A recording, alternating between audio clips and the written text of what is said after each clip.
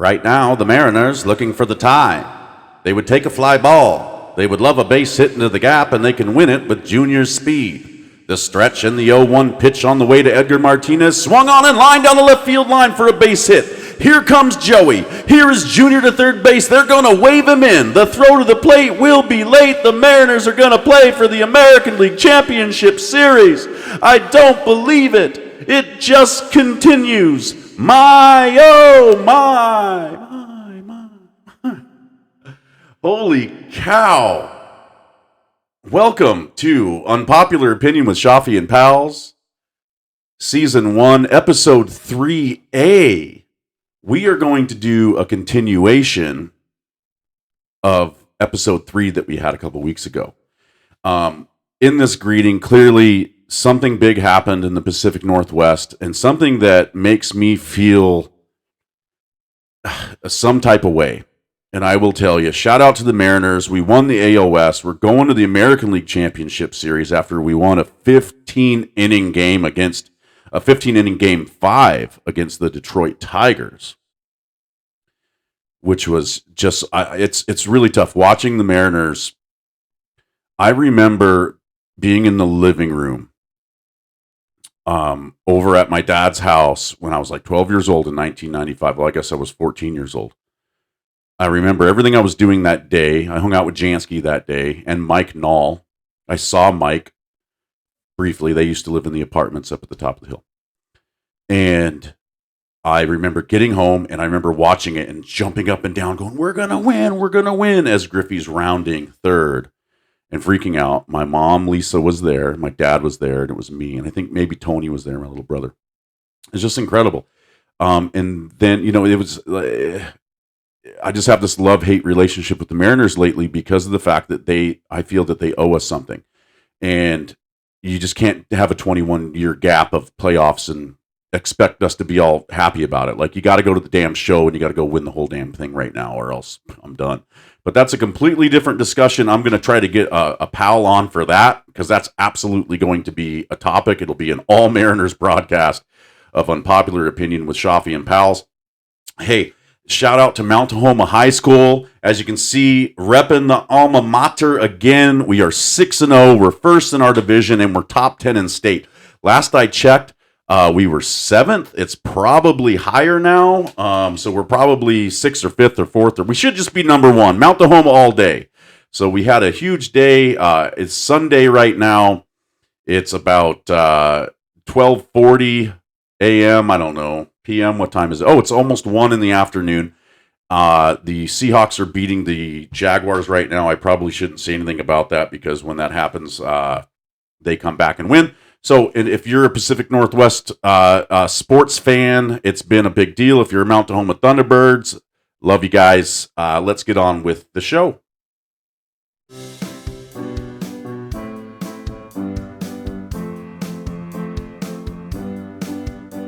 Unpopular Opinion, that's the name of the show. Hosted by Schaafy and some pals that he knows. We'll have a heart-to-heart, so tune in and subscribe. It's Unpopular Opinion and a hell of a vibe. Love it or dislike it, it's all just the same. 'Cause Unpopular Opinion is there in the name. Holy crap. The theme song played. So we always got to ask, what is the technical glitch going to be this episode? The episode 1, we had a little bit of a technical glitch where we couldn't hear my pal Tommy. He wasn't talking directly into the microphone, and it turned out the microphone was bad. And we figured that out because when I had Amber on for episode 2, you couldn't barely hear her because my microphone was bad. Well, I got a new microphone, so I got all the mics up. And then last week, episode 3, I had my MacBook plugged into my sound card incorrectly, and the theme song didn't play. So there's always going to be a technical glitch. Something's going to happen. I'm just waiting for like the power to go out or something. I got most of this all on battery backup, so we'll figure it out. I'm working on transitioning formats. I'm going to do a different app that kind of records everything at once. I've been working on that. My boy Peter down in California, the San Francisco Bay Area, Palo Alto, and he's been giving me some tips. Yeah, edit. He's been helping me out, and I'm shout out to Peter and Elisha, Peter and Elisha. So love you guys. Hope you're continuously listening, and we have a continuation of episode 3. No pal today because it's just a continuation. Last time we discussed opinion versus morality, and I got a tremendous response from it. Shout out to my dear friend Naomi. She said some of the just most kind words I've ever heard. And Naomi, I appreciate you more than you will ever know. I'm not going to read what you wrote on the podcast because I'm saving those absolute, just amazing, kind words for myself and my heart. And just thank you. Love you to death. She's listening from Arkansas. Hi, we're in Arkansas. Boring. Love you, girl. Shout out to Jason Novel. He called me after he listened to the episode. It wasn't even planned for me to speak about Jason Novel, and he came up in the podcast because I winged some of this. I mean, I have it all written down, but then I freestyle, right? And I just really appreciate you, Jason. Thank you so much. Tons of people agreed with the unpopular opinion, so it became a little popular. I did have one person say she didn't think I should yell and cuss at the people I disagree with. And I want to say she has a point. It's not the healthiest way to release my frustrations with the morally ungifted, but unpopular opinion, I don't care. I don't. It's in the name. Look, and we're talking about, I get it, like I shouldn't yell at you if you have, an opinion that differs, and that's fine. I'm willing to hear your opinions. I value your opinion on this one, but I stand on business and I stand my ground that if you are a moral piece of shit, then fuck you. It's that easy. So my continuation talk today is going to be surrounded by trauma and addiction. Many people did not know that in 2007 I was a victim of a crime and I was stabbed 4 times. That was July 1st, 2007. And I want to talk about this, but I want to say some things that lead up to it as well. Alcohol is the most commonly used substance among people 12 and older in the U.S. And excessive alcohol abuse is a leading cause of death, both chronic and acute deaths. Chronic, like liver disease, heart disease, cancer that develops over time, and acute causes like motor vehicle crashes, alcohol poisoning, and suicide related to binge drinking. 12 years old. So this particular study starts at 12 years old. I remember my buddy Jason, not Jason Novel, a different Jason. I remember my buddy Jason and I. It was 1993, and we had some beers. So we were 12 or 13 years old, and it was before baseball practice, and we had about 2 or 3 beers that we split. And I mean, we're just little kids. Of course it gave us a buzz. We went to baseball practice drunk. That was the very first time I remember liking the effect that alcohol had on my body. The silliness, the numb lips, the goofiness, and we were joking and laughing and looking back like, this is crazy. Now, my parents, they took precautions. I had to break into a refrigerator that had a lock on it. There was a lock. And just being a little MacGyver, I was able to get into it. And that's how we got the alcohol. And my dad, if he listens to this, he's going to, I mean, gosh, that was a long, long time ago. And I definitely see the error in my judgment on that. And I'm sorry. It was messed up. It was stupid. But kids being kids and blah, blah, blah. But this is where it starts, 12 years old. There we are. And we're getting drunk. And we think it's cool to show up to baseball practice after having some beers.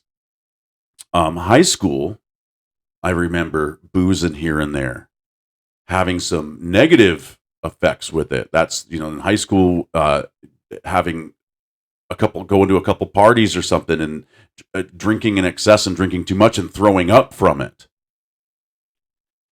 And I remember the feelings, especially when I was like 15 and 16 and I was really rebelling and I had stopped, going to class and going to school. And I talked about this, that year that I basically stopped going for a while and it pushed me back. So I wasn't able to graduate high school on time. So it's all of these decisions and these impaired decisions led to these traumatic events in my life.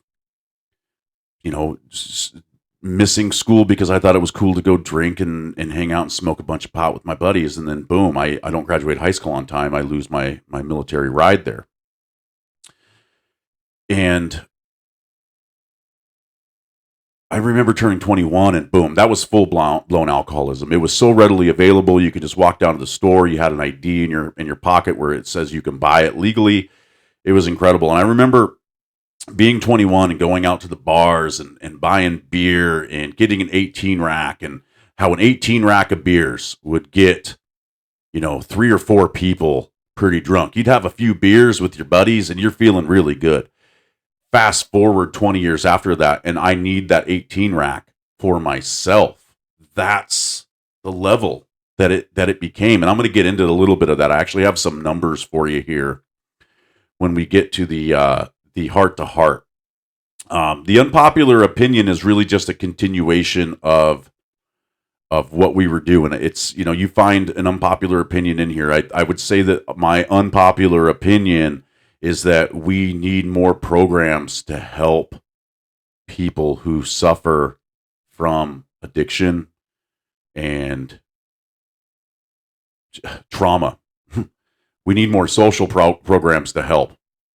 And I think that it should be funded by taxpayer money. Sure. Okay, unpopular opinion. What do you think? Go for me. Hey, chat, tell me everything.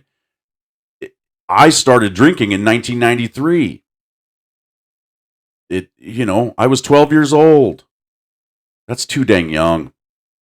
21, becoming a full-blown alcoholic. The year's 2005 to 2007. So I was out of the National Guard, and I worked at Best Buy. And that's when the alcohol use disorder, they call it AUD. It's a relapsing brain disease characterized by an impaired ability to stop or control alcohol use despite your adverse social, occupational, or health consequences.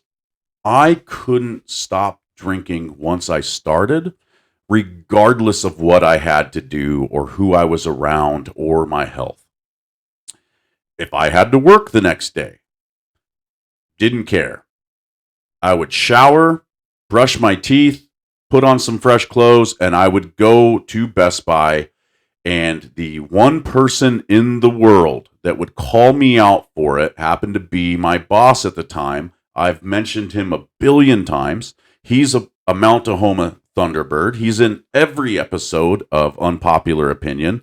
It's my boy Kyle. Kyle would look at me and say, "Man, you smell like a brewery." It would kill me every single time. I was so embarrassed I hated it when he said it. If I had drank the night before, and it didn't matter if I was chewing gum, it was seeping out of my pores. That's the extent of how much I was drinking, is that it was coming out of my body. And I smelled like a brewery. And you don't smell it because you go nose blind to this, like to people who own cats in their house. And they got a bunch of cats. They don't know that their house smells like cat piss. Your house smells like cat piss. I'm sorry. It absolutely does. I can smell it from outside. I'm allergic, so it's even worse for me. But Kyle would tell me, you smell like a brewery. And he had to send me home sometimes. And it was tough. This alcohol use disorder was affecting me occupationally. And I didn't care because I had an impaired ability to stop or control the alcohol use. It's a disease. It's a brain disease. And it was so tough. Fast forward to 2007. July 1st. So we know I had reenlisted in the United States Army. I had orders. I was going to go to Fort Rucker, Alabama. I was going to be a 13 Quebec air traffic controller. And I lost all of that. July 1st, 2007. So that's the day I got stabbed. I want to tell you a little bit. I had an out before we had left the bachelor party. So that's what it was. We were at a bachelor party and we were all hammered drunk. I was super drunk. Oh, for sure. Loaded, zooted, alcohol just pouring out of my system. And I had an out. My friends and this gal that I was dating at the time, they had stopped by to pick up somebody else. This gal I was dating, her sister was dating my buddy, who was also at the party. And so they all stopped by to pick him up. And they told me, Michael, get in the car. They had saw the person that stabbed me. They had saw a change in the way that he was acting, and that he was getting excessively upset, and they feared violence. I had an out, and I said, no, I got to be here for my brother. So I have always thought this has been something that has just plagued me traumatically. What if I would have gotten in that car? What if I would have gotten in the car and went home and had a few more drinks and then went to bed? I would have woke up, okay, and with a hangover, and probably would have found out that my brother was killed by the person that stabbed me because I wasn't there to get in between them. And that was a big traumatic thing. So no matter what I did, that's what I saw. I saw if I would have gotten in the car, that would have happened, and then my brother Christopher would have been killed. And I would have still shipped out, and I wouldn't have been there. And so I see this. So was the best thing that I didn't get in the car? I got in between them and nobody died. I got stabbed. I was in the hospital for about 2 weeks. I got stabbed the ride there. I didn't realize I was being stabbed. I was fighting. And my brother threw me in the Suburban. Shout out to my ex-sister-in-law, but she's still my sister, Michelle, who was 8 months pregnant with my nephew CJ, who's 18 now. Crazy. And she drove as fast as she could, 8 or 9 months pregnant, to get me to the hospital to save my life. I remember the ride there that my brother Christopher, he said, you were being stabbed. And I was like, what? No, what? And I looked down, and out of my chest, out of my shirt, blood was going, and it was squirting out of my chest. Military training is incredible. It's ingrained. People, I remember getting home when I was went to basic training in 1999, and um, people were like, "You're brainwashed," and I'm like, "Okay, well, you're an idiot." Um, oh, by the way, the people that were saying that I was brainwashed back then are the same people now that are chanting "Support the troops." Just crazy. Um, Brainwashed with the right things, because when I got stabbed and I saw that blood, I immediately evaluated myself as a casualty and I calmed down, because you can't get all excited because the blood's going to go right even more. And I took my shirt and I ripped it. I was wearing just a gray t-shirt and I ripped it like Hulk Hogan, and I ripped it open and I ripped it into two and I said, "Christopher, give me your hand." And I put half the shirt in his hand and I put it over my chest and I said, "Do not move your hand. I'm going to lean forward. I want you to tell me if I have a wound on my back. Did the knife go all the way through? If the knife went all the way through, I'm going to bleed out. I'm done." And so I leaned forward and I said, "Is there any wound on my back? Does it look like there's blood coming out of there?" And he goes, "No, there's not." And I go, "Okay, we might just make it." And I sat back and he goes, "But you got blood coming out of your shoulder." And so I had gotten stabbed in my shoulder. I knew that my nose was bleeding because I thought it was because he had punched me in the nose. No, he stabbed me in my nose. So if you ever wonder what that scar is from the top of my nose that goes down, that's a knife wound. I got stabbed in the face. I got stabbed in my chest. Chris saw the stab on my shoulder, and we didn't know it at the time, but I also had one on my hip, a very, very deep one that sometimes even, 18 years later, I still feel, and it hurts.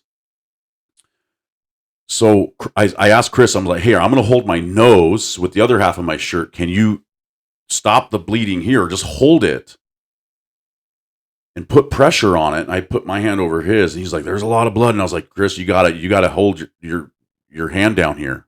I'm going to die if you don't." And try to stop it on my shoulder too. So we're holding, my chest and my nose and my shoulder. Meanwhile, I'm fucking bleeding out on my hip. We didn't even know about that.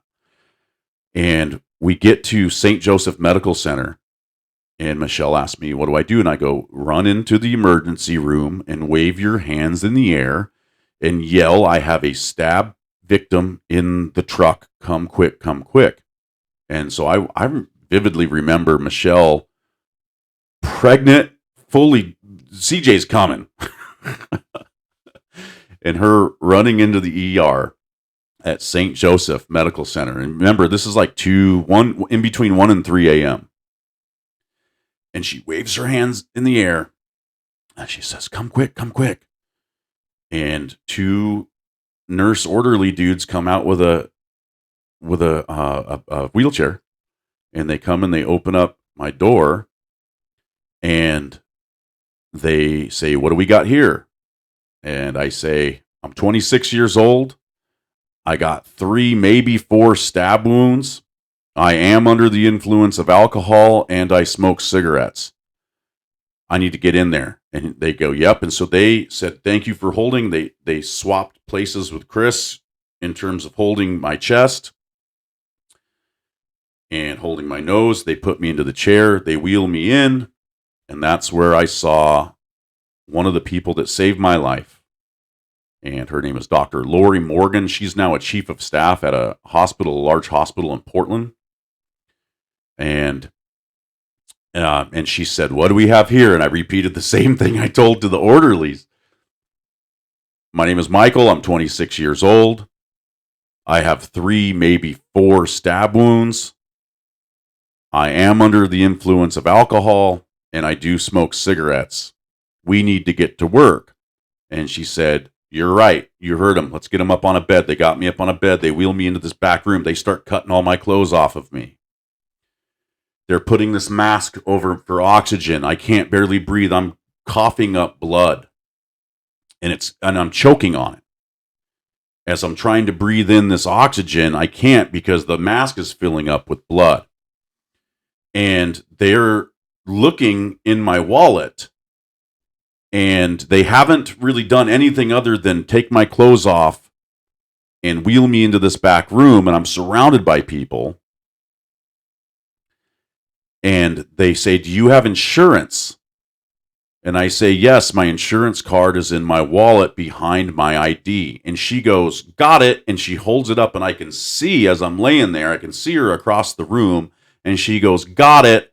And the whole team basically starts working on me. How crazy is that? They waited until they found out that I had medical insurance to start administering care. I asked later on about this. What would have happened if I didn't have insurance? And it's the law that they had to stabilize you, but Dr. Lori Morgan told me we would have stabilized you and we would have shipped you off to somewhere else.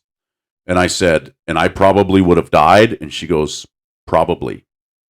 She was a very honest doctor, as most doctors are. And she was very upfront with me.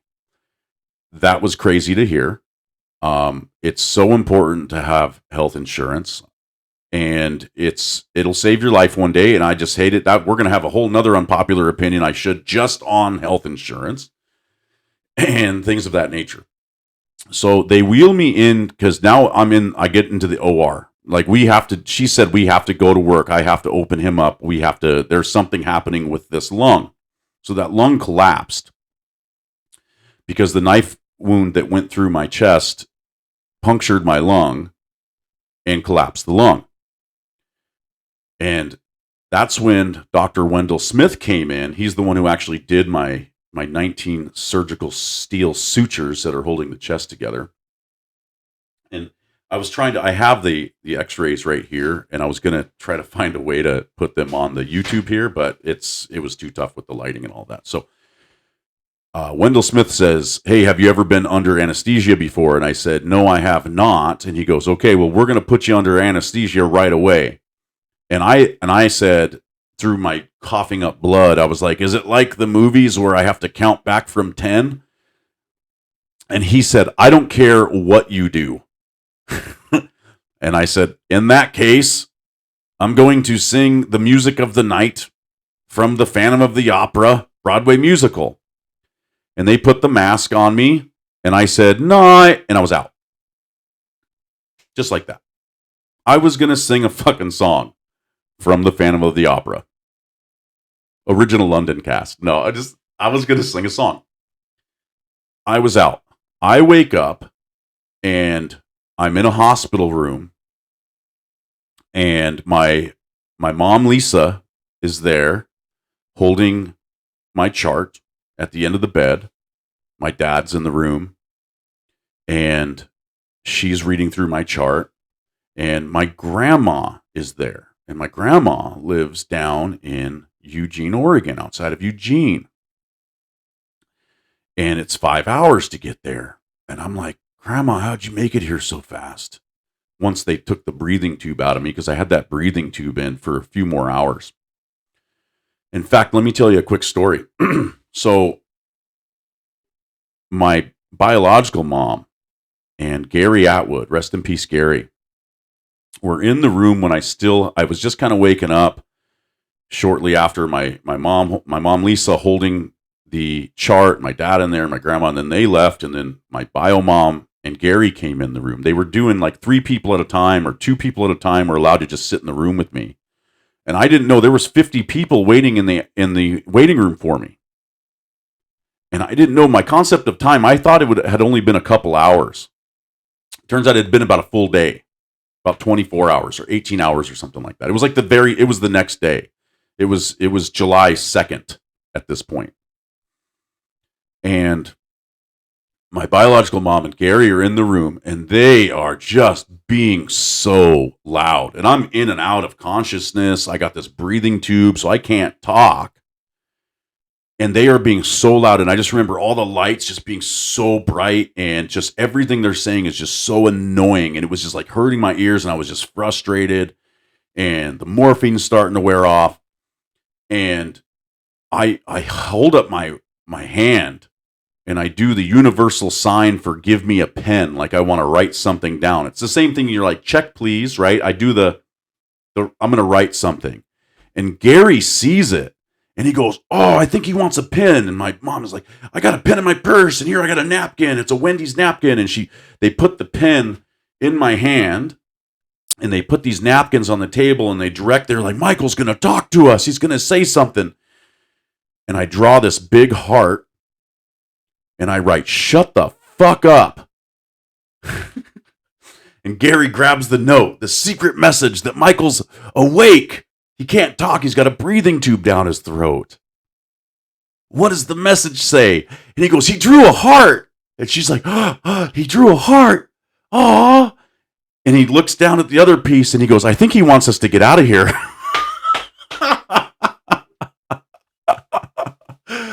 Oh, rest in peace, Gary Atwood. I love you with everything, my brother. When you said that to my mom, you're like, I think he wants us to get out of here. Because it said, shut the fuck up. Years later, my mom, my biological mom, she told me that she saved that letter, that she still has that note. I think she framed it. I don't know. But I was like, get out of here. You guys are fucking loud. Just so... they thought, and rightfully so, they thought that I was knocked out cold, and for a little bit of the time I was. And so, yeah, I'm making light of all of this, right? Because we can laugh at these moments now, but don't get that twisted. This is epically one of the most traumatic experiences I had ever been through.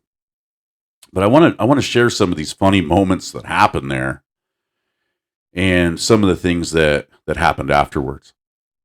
So I was in the hospital about 2 weeks. You know, the ride there was insane. Getting there, I remember vivid portraits of all of my friends that I have ever met, like people I haven't talked to. And this was my version of your life flashing before your own eyes. Like I thought I was going to die on the way there. And getting there, them, you know, finally working on me once they found that I had insurance, and then waking up, them pulling the breathing tube out. I was able to talk. They were feeding me ice chips. The morphine was just flowing. I asked my grandma, how did you get here so quick? And she's like, what do you mean? Because I asked her what time it was. And I thought it only had been a couple hours. And it was like 9 a.m. or something. And I was like, how'd you get here so quick? Like, I just didn't understand. I didn't realize it was 9 a.m. like 24, like the next day. I thought it was still the first. And she's like, Michael, you've been out for like a day. I was in surgery for 5.5 hours. It's like one of the longest times you can go under for that procedure. Like, it was something crazy. Dr. Lori Morgan told me that the pain that I experienced when the morphine wore off after having my entire sternum sawed open is the same experience that women experience when they, same pain level that women experience when they give birth without an epidural. So, wow, has that ever made me just, women, it's a miracle what you do with childbirth. Wowza, that pain, I understand why you get epidurals. That pain was excruciating. Nothing has ever compared to that. Thank God. It's one of the things that gave me a high pain threshold, unfortunately, because I'm like, that's not pain. When they pulled my wisdom tooth and I was like, just fucking rip them out. That's not pain. You don't know pain. Like, that's pain. That was crazy. I was in the hospital for 2 weeks. There was things that happened in the hospital. My buddy Jason, that him and I had beers together in 1993. He would sneak in a lot of food for me. He was like the only person in the world wearing a giant jacket into the hospital in the middle of summer, and he had 2-foot-long Subway sandwiches down his sleeves. He was sneaking in food. My dad brought me the Wendy's Baconator. That's the one we got caught on, and we got in trouble. They found the wrappers. He didn't take the wrappers with him, and they found it, and he got a stern talking to. My dad would come every day to the hospital and see me, and I called him one morning. I was like, hey, Dad, you're coming today, right? He's like, yeah, son, absolutely. And I was like, hey, there's a commercial on TV for a new Wendy's burger, and he goes, the bacon one, and I go, yeah, and he goes, you want me to bring you one? I want to try it too. So here's Dad with 2 Baconators. Like the first week that it came out, it was so good. Um, I was eating all of this junk food. People were sneaking in. I wasn't eating the hospital food. The hospital's getting mad at me, and I was getting blocked up. And I hadn't, when you go through a traumatic experience like that, your bowels will shut off. And I hadn't had what they called a BM. I hadn't pooped.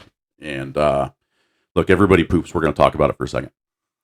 And this is what I called the turd fiasco of 2007. And the doctor comes in. He goes, look, here's your x-ray. And I want to be able to release you next week. I had been in there about a week. He's like, I want to be able to release you soon, but I can't because you're retaining a lot of water on your lung that we had to cut a golf ball sized chunk out of and sew back up. So I got, 3/4 of a lung on my left side. And it doesn't grow back, but it will expand into the voided area. For those who wanted to know. He goes, but you're retaining a lot of water here because of this. He shows me the x-ray and he goes, you're filled with poop, man. I got to get this poop out of you. And he goes, so I have an idea. And the nurse will be back in a second. And so the nurse comes back in and she's got this tray and there's a couple rubber gloves and there's a giant bottle of KY jelly. And there's like a pill, like a big fat pill on the tray. And I'm like, what's the KY jelly for? Like you can't drink that stuff. Does that make the pill go down better? And she's like, this is a suppository. And I was like, okay. I had no clue what that was. They had me on Colace, which is a stool softener, which is supposed to like soften all this stool, but it just wasn't working. So she's like, no, we have to insert this into your anus. And I'm like, okay. And she goes, so you have a choice here. Either I can do it for you or you can do it. And I stopped and I paused and I looked her dead in the eye because I wanted to read her soul. And I said, as much as I would love for you to do this for me so I can tell all of my friends about it, and eventually a podcast in the year 2025, I think I'm going to have to handle this on my own. And she goes, okay, here's what you do. And she walked me through it. And she goes, use a lot of the lube. And I was like, I'm going to use that whole freaking bottle. It was the big one. So I did the duty. I did the deed. I put the suppository up my bum. And she goes, and just wait 15 minutes and I'll come back and check on you. So I was sitting there, just la, la, la, la, la. And it was exactly like the movie Dumb and Dumber when he's driving in the Lamborghini after he had gotten the colon blow stuff. and the body goes.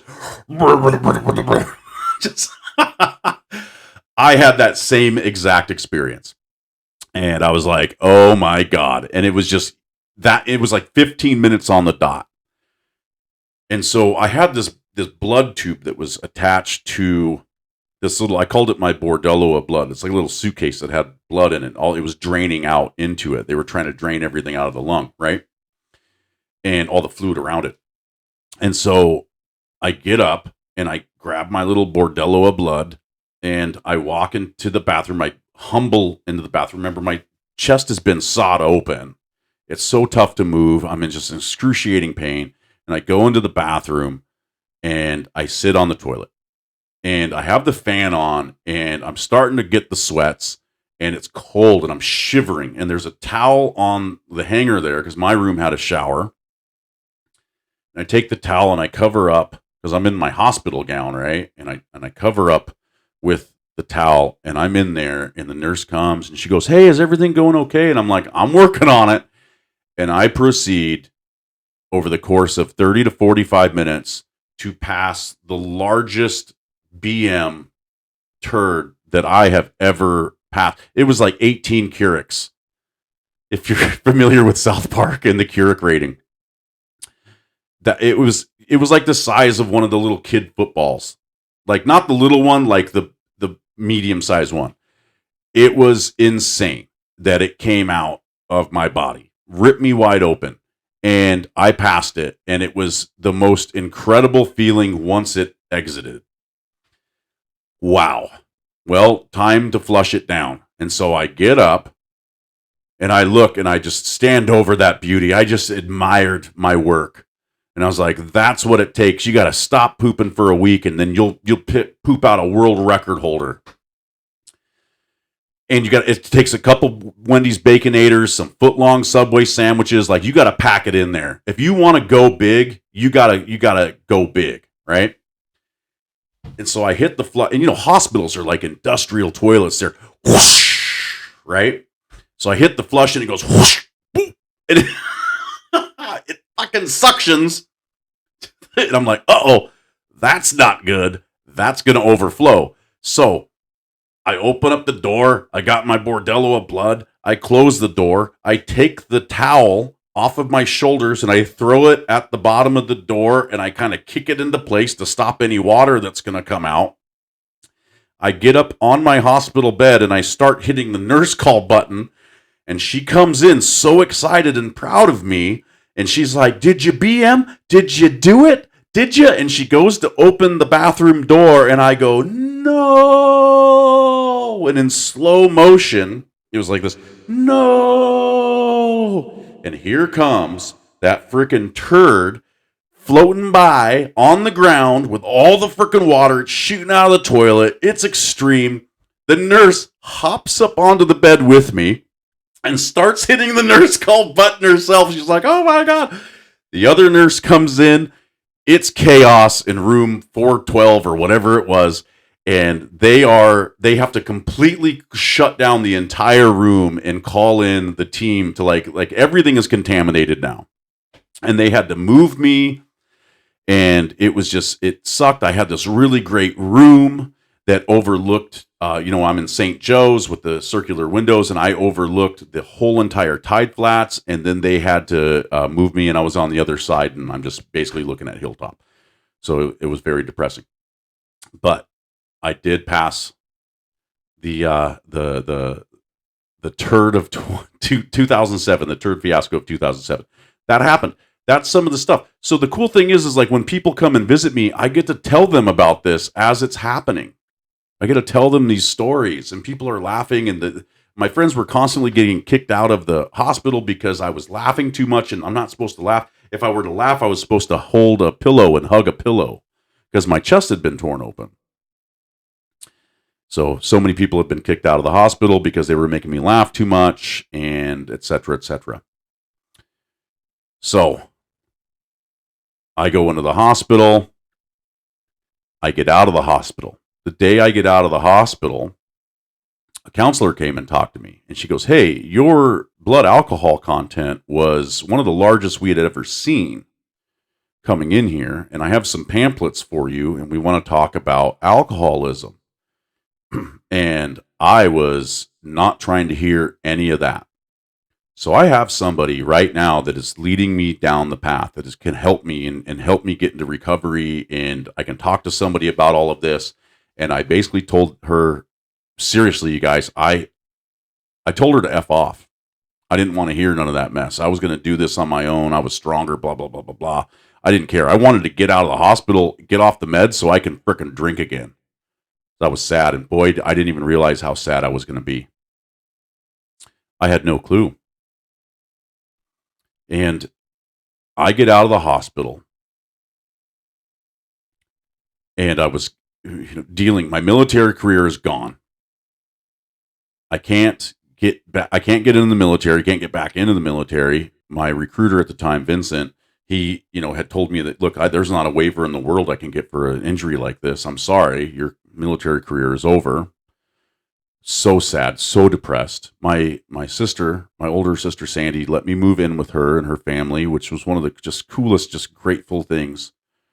One of the most cherished moments of my life was the few months that I lived with her before I bring on the alcohol. But another thing happened. So about 2 to 3 weeks after I had gotten stabbed. So I was in the hospital for 2 weeks, and then about a week after that, my mom, Lisa, who had just a great, great mom in terms of what I needed after my biological mom had left, she died. She died of a sudden brain aneurysm out camping with my father. And I had to be strong. So I have a chest that isn't fully healed yet. I had 350 Percocet in my little hip bag. I would wear a fanny pack. Hey, I was wearing fanny packs in 2007 before they became cool again. And I had a refill for another 350 Percocet. And I had started to drink again a little bit because my mom died suddenly. So my military career is done. I have a forever wound that might heal on the outside, but will change and shape my life forever. And then I had a parent die. Bring on the alcohol. Not addressing these three issues led to just a waterfall, an avalanche of failed relationships, stupid, impaired decisions. And let me tell you, alcohol is not a truth serum. It's not. I hate it when people are like, okay, unpopular opinion, alcohol is not a truth serum. When people are like, oh, they said it when they're drunk, they tell the truth. No. That's incorrect. It gives you confidence to say things, yes, but the ideas you are spewing are not truths. They are impaired emotional reactions to things. Write that down. Alcohol is not a truth serum. It gives you confidence, yes, but the ideas you are spewing are not truths. They are impaired emotional reactions. You feel some type of way about something, and then you give an impaired reaction to it. You're impaired. Your brain is not wired correctly when you're drunk. It's just not. But you have to find ways to deal with these types of trauma. And I felt that drinking alcohol in large amounts was the right decision to do. The failed relationships. Oh man, I had some good ones. I was engaged.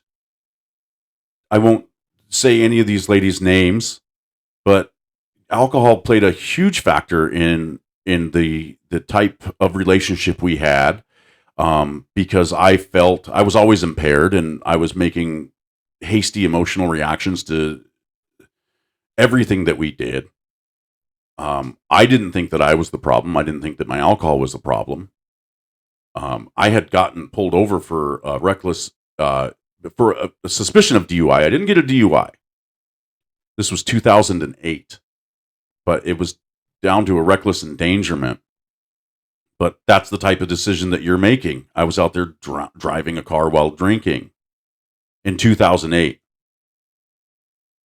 And that's one of those acute ways of people dying because of alcohol, motor vehicle crashes. Stupid, impaired decisions. I was in a relationship with a gal off and on, I'd say it was about 5 or 6 years, when it was all, from soup to nuts. And she was arguably one of the most incredible people I had ever dated. I actually hold her very high to this day in my mind, regardless of all the bad things that we did to each other. She recently got married. This was a different gal. She recently got married. I was so happy to see that. She needs happiness, and I wasn't the one to give it to her, which is also another tough thing that you got to bite down on when you have a failed relationship. You got to look internally a lot and stop always pointing fingers at the other person. And I remember this one time on Valentine's Day where I was working out in Bellevue and she was living in Seattle. She was doing the damn thing. She was making her life, happen. And on Valentine's Day, we were going to go watch the movie La La Land that won the Oscars and all of that. And I had gotten some lobster tails and some steaks. So we were going to have a little din, and then we were going to go and watch La La Land. And I got the big bottle of wine because I would always get the big bottle of wine, sometimes 2 of them. And I remember pouring this giant glass of wine, which number one is not how you're supposed to drink wine, but I would pour the biggest glass I could. And I was downing this wine. And she was disgusted with me. And she was like, I hate it when you chug wine like that. I don't drink for flavor, I drink for effect. And I was, in a way, I hadn't been addressing any of my issues. And any time that I was trying to tap into what I thought was my true self, I thought I needed alcohol to do it. And I thought that I needed to catch a buzz so I can open up and be nice. And realistically, I was running and hiding from my problems, all of this trauma, the failed relationships before that, the loss of so many friends, Gary and Jansky, et cetera, et cetera. The list is long, and it's even longer now. But now I deal with it a little bit differently. I don't run away from it. I tackle it head on. And at this point in my life, I was running away from everything. I was always broke. Even though, I can afford, some lobster tails and a couple bottles of wine. It was, that was it. That was the entertainment budget for the next 2 weeks, because I was always drinking everything else and drinking everything away. This gal, though, she pointed out to me, and at that moment, I was very, very embarrassed. She was upset with me, and I was upset that she was upset at me for it, but I couldn't open up and tell her. And I doubt she'll ever listen to this, but if she ever does, I want her to know that I am so sorry for the way I reacted to that and all of the other times. Alcohol had a really negative effect and grasp on me, and I wasn't willing to work through that and help all of that then, and I am now, and I'm sorry. I wish that I would have had the ability to see it for myself instead of outwardly blaming everybody else. I needed to look internally. So when I got sober, hey, we're coming up on 2 years, by the way. It'll be 2 years on the 28th of this month. So huge. I'm so proud of myself for that. But I had to look internally. I had to admit that I had this big issue and not just laugh it off like, oh, I'm an alcoholic. I'm a professional drinker. Ha ha ha. Look at me. I used it as like a badge of honor, and it wasn't. It was embarrassing. I'm very embarrassed about it. Binge drinking and heavy drinking. And I just wish that I had the internal ability. My heart to heart this episode really revolves around, binge drinking means you're consuming 5 or more drinks for men and 4 or more drinks for women on a single occasion. Heavy drinking is consuming 15 or more drinks for men and 8 or more drinks for women per week. Let me give you an example of how much I was drinking and how much it cost and how much I was spending on it. So a fifth of Crown Royal at the liquor store that I would go to was $35. A 12-pack of White Claw Surge, those are the 8%ers, in the blue cans, that's what I was drinking with my bottle of Crown. A 12-pack of those are $20. So $55 per night, at least 15 nights a month, because I would drink just about every other day. It would be binges of 3 days, and then I wouldn't drink for 2. And then, because I had to have these recovery days because I was drinking so much. I would drink a fifth of Crown Royal. I would drink a bottle of Crown Royal and a 12-pack of 8% White Claws. Now, that's just what I was drinking at home. So that's $825 a month. Now, keep in mind, at least 10 times a month, I was also going out to the bar. Now, if I went to the bar and I took that Uber and you saw me pull up in that Uber and I got to that bar, guaranteed half of the Crown and half of the White Claw was already in me. Guaranteed. And then I would go and I would spend another $100 at the bar. I was spending anywhere from a quarter to half of my income on alcohol and alcohol-related fun, what I thought was fun. And I wasn't. It wasn't fun. None of it was fun. The moments and the laughs, yeah, but you pay double for it in terms of the adverse social effects that you have and your health consequences and what happens in your occupational life, in your businesses. I mentioned this earlier. Alcohol use disorder, it's relapsing brain disease characterized by an impaired ability to stop or control alcohol use despite adverse social, occupational, and health consequences. I didn't care. I didn't care. But I made a change. I made a positive case for change. I got back on track, and I'm looking at you today, and you're hearing me today as a completely different person. I had to do a 180 with my life. And I'm better because of it. And now I spend that money on other things and I save it. And I do, it's just not being spent on alcohol.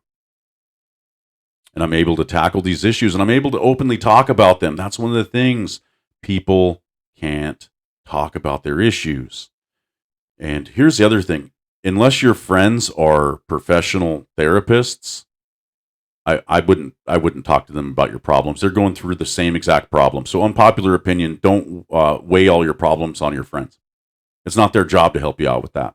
Talk to somebody professional. There's some hotlines that I want to share with you.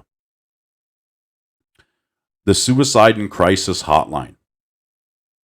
If you or anybody you know are in crisis and you're thinking about unaliving yourself, please dial 988. If you are a veteran, appreciate your service, dial 988 and press 1. There's a drug and alcohol addiction and treatment referral line. It's the SAMHSA line. It's a national hotline for substance abuse and mental health services. Please call 1-800-662-HELP 4357. That's 1-800-662-HELP, which is 4357. It's free, it's confidential, and it's open 24/7, 365. Of course, if your situation needs immediate attention and is life-threatening, please call 911. The toughest part for me to get sober was admitting that I needed to make the change. I was able to admit that I had the problem, but I needed to admit to myself that the change needed to happen. I needed to look internally. I found it easy by speaking with a professional therapist who specializes in alcohol and drug addictions. Now, I am blessed that my therapist is also an expert when it comes to mental health and not just the drug and alcohol side. I hit a home run. I know that not everybody's going to. And just be patient and look into, the resources you have through your work. If you have what you have through your work, look into what you can do from the state side. The SAMHSA National Hotline that I gave you, that they can give you directions on where to go. If you're utilizing alcohol or drugs to help you deal with trauma, loss of life, loss of job, emotional abuse, relationship abuse, if you're dealing with physical things that have happened to you, injury, just depression, I just want you to know that you're not alone. I absolutely went through all of that. And it hurts, and it sucks, and there is help. And you're worth it. You're worth it to be better. I just want to let you guys know that I love you. Thank you so much for listening. I appreciate it. Unpopular or popular, some things have to be said. It's therapeutic for me to talk about these things now. I don't hide from these things. I don't run away from them. I'm willing to share. And if you have any questions regarding any of it, please reach out to me. If your body's breaking down, hey, how are your knees feeling? Because let me tell you, I walk about 4 miles a day now, and boy, do my knees hurt. My favorite baseball player in the world is Ken Griffey Jr. He tore his patella tendon in 2001 when he was playing for the Cincinnati Reds. What I found is that I found these little into the product of the week, right? I found these patella tendon supports that they wrap around your patella tendon area, which is right below your knee, right? And I have found that they have reduced the amount of knee pain I have felt at the end of the night after I have been on my feet all day. I'm walking anywhere from about 10,000 to 20,000 steps per day. I've recently lost a lot of weight. I'm back in the gym. We're getting strong again. Everything is feeling great. But my knees, take a toll on it. So I highly recommend them. You can look on TikTok Shop. You can go on Amazon and just look up the patella tendon support. They're cushioned. They just wrap around your knees, and they give me a little bit of a boost and support, and I love them. And that's the product of the week. It's never too late to start working on yourself and healing things. Give up the booze, give up the drugs, exercise, walk, drink more water. Please drink more water. I have to drink an insane amount of water because of the amount of monsters that I drink. Got to flush those kidneys out, baby. So this has been Unpopular Opinion with Schaafy and Pals. Continuation of episode 3A. I hope you found some value in it. I love you. Thank you for listening. And we'll see you in about 2 weeks for the next episode. Thank you so much.